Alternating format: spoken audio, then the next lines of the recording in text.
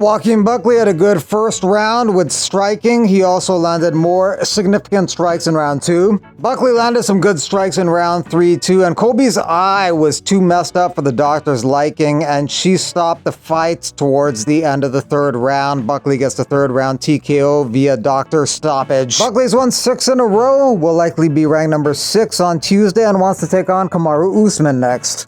Cub Swanson had a good first round. Billy Q had a good second round. Out of nowhere in round 3, Cub Swanson landed a big right hand that knocked Billy Q out. Cub is tied for the most wins in WEC/UFC history with 20. It may be his final fight. If it is, it's a hell of a way to go out. Manal Cup had a great performance against Bruno Silva and got a 3rd round TKO victory and asked for a title shot afterwards. Some argued a low blow started the finishing sequence, but earlier in the fight, Manal Cup sustained 3 low blows, causing Silva to have a point deducted from him. Fans were getting restless during Jacoby versus Petrino, and then quickly afterwards, Jacoby landed a big right hand and knocked Petrino out face first. There was just a minute 16 left on the clock. Jacoby has 14 of 20 wins by stoppage. Daniel Marcos wins a split decision over Adrian Yanez, remaining undefeated at 17-0-1. He's in 3rd place with the longest active unbeaten streak in the UFC bantamweight division, with 5 behind Batista and Dvalishvili. There was a rare double eye poke and groin shot at the same time combo in round 1. Marcos accidentally committed 3 fouls in a second.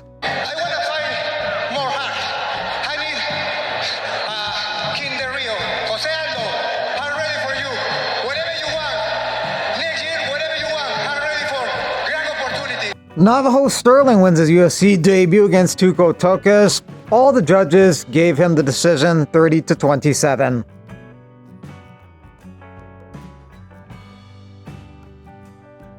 Michael Johnson knocks out Ottman Zaitar out cold in round 2. My man Michael Johnson has the best right hook in the world. In all of MMA, dude still got it at age 38.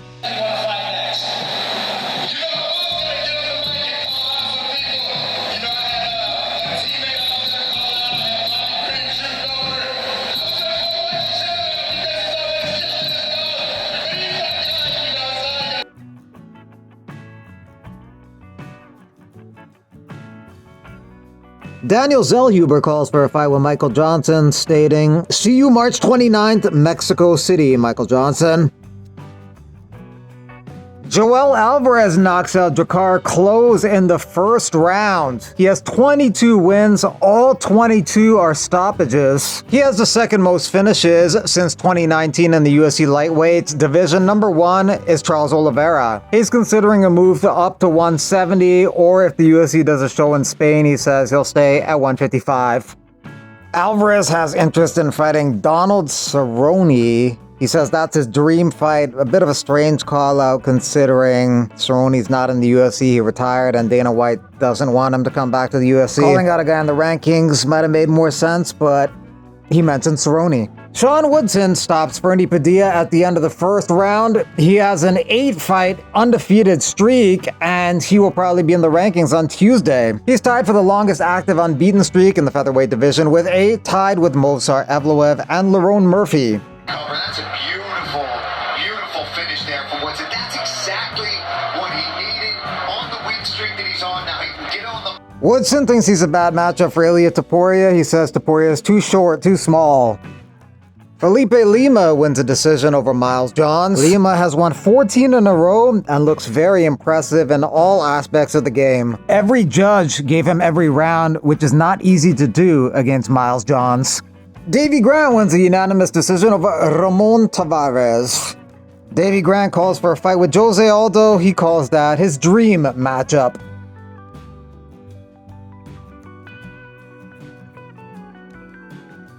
As an underdog, Piera Rodriguez wins a decision over Josephine Kutson. Miranda Maverick wins a unanimous decision over Jamie Lynn Horth.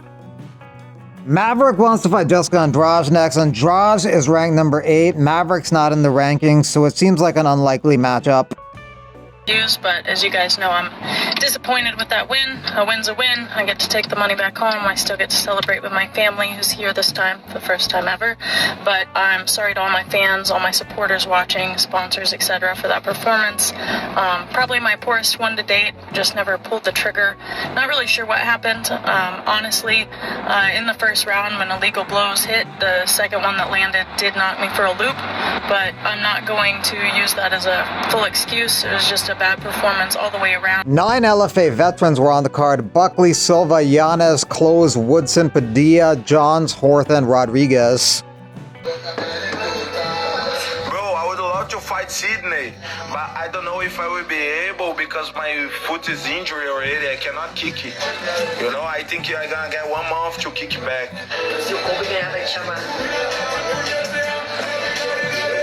To fight next year if not Brian Battle. Bro, I don't want to fight with Brian Battle because he's not on the rank. A lot of respect for this guy, but I don't want to fight him. I want to fight Jeff New, Jack Della Maddalena, some guys like that. Here in Tampa Bay, this place is called the Suka Club. They got all these cold plunges out here. They're 41 degrees. We did 205 degrees in the sauna. Let me fucking tell you what, everybody. 20 minutes at 205 degrees is no fucking joke. But yeah, if you're ever in, first of all, Tampa Bay is so fucking cool. The Suka Club, and this is the gym. They got a full gym in here, and they also have a private gym.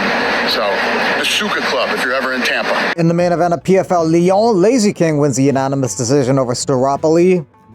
Lewis McGrillen gets a second round TKO and wins $100,000. He's also a longtime fan of this channel, so that's a good thing. So, honestly, sometimes in my life I think, where's my life going and stuff like that. I'm just grinding. Get my head down, just grind and grind and grind. I go through trials and tribulations every day, not just in the gym, in my life. And you know what? You have to kill me to do what I want. I'm a dog, man. I'm a fighter by heart. I was born to fight. I'll do anything to get what I want. It was a sellout in Lyon, over 10,000 people in attendance. Aljamain Sterling would like to fight either Brian Ortega or Arnold Allen next. Ortega may be moving up to 155, so maybe Arnold Allen, March 22nd in London, could work better. Tom Nolan signs a multi-fight deal with the UFC, has a fight coming up. He has an 8-1 record and has won 2 in a row. Nolan ended up getting matched up with Vyacheslav Borsev on February 8th in Sydney, Australia. That'll be an interesting striking battle. Adesanya started training for his fight with Nasruddin Amavov February 1st in Riyadh, Saudi Arabia.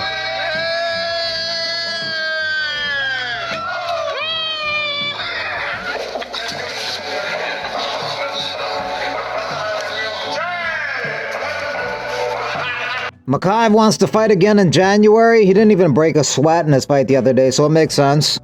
Rinat Fakhretdinov training for his fight with Gabriel Bonfim on February 15th.